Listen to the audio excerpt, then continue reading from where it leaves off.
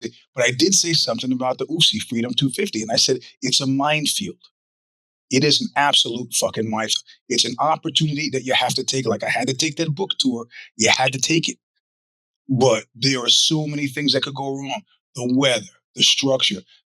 There could be a fight in the parking lot. Somebody gets shot. So all of a sudden, this thing, the convergence that the presidential maniac was hoping for, that the Iranians would go along with the deal. Of course, they didn't go along with the deal that he's been promising for weeks and weeks and weeks, thinking he can manifest it by saying it is so, like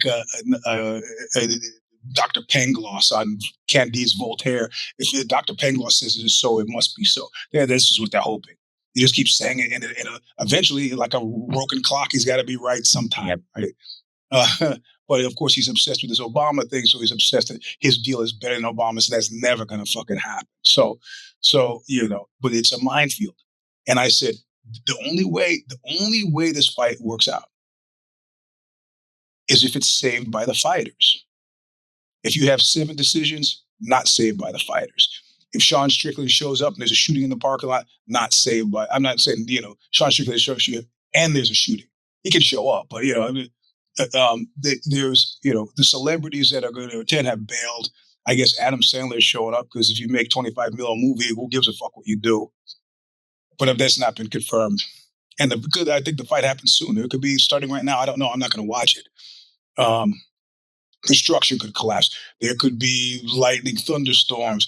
There could be, the bug. I mean, all of the things that everybody said. If you've never spent the summers in Maryland, DC, which I have, traffic is going to be beastly. It's going to be horrifying.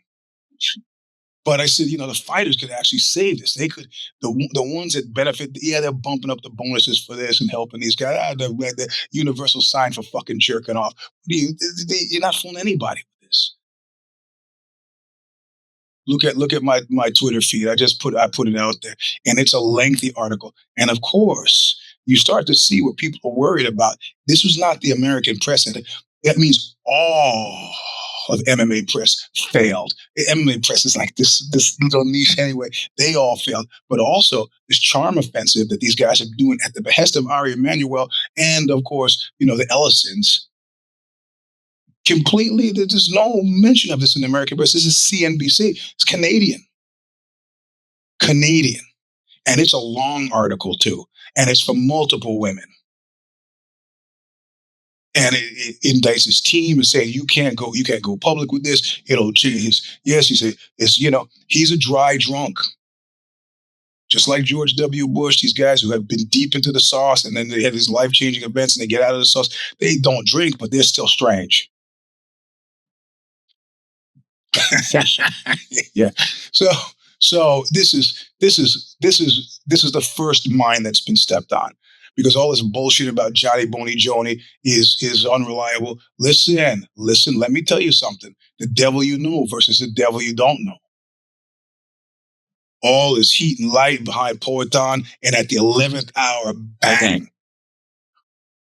But of course, bang, got a guy who beats and kicks his wife, who's the CEO. Bang, Gable Stevenson, rapist. Bang, bang, bang, bang, bang, bang. It just keeps going on and on and on and on.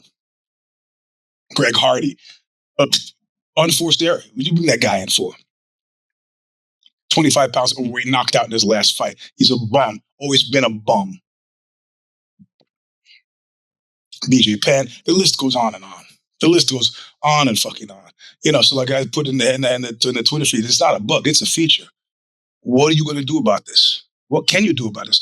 Oh, he's playing at the White House. He's fighting at the White House. With who's in attendance? An adjudicated fucking rapist as the president.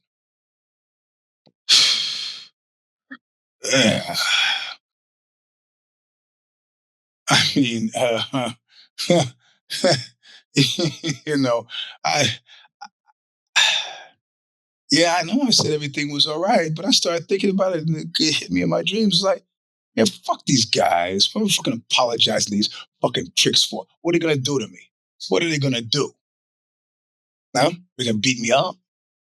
You're not going to be my friend anymore?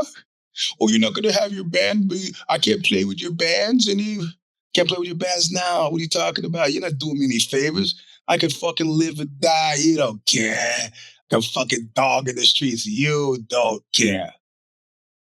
So I think for the next column, area of grievances, I'm going to go back and undo all the good work I've done with the Substack. I'm going to shit and piss all over these people who I've previously forgiven. Why? Yeah, that's not that easy a question to answer. A buddy of mine answered it best. He had a great company, a great company. I believe, I don't want to put the guy in Front Street, and I could be wrong about this, and that's my excuse. I think the name of his company was Echo. And he looked me in the eye and he said, "Hey, Eugene, you ever walk by that big red button and wonder what'll happen if you press it?"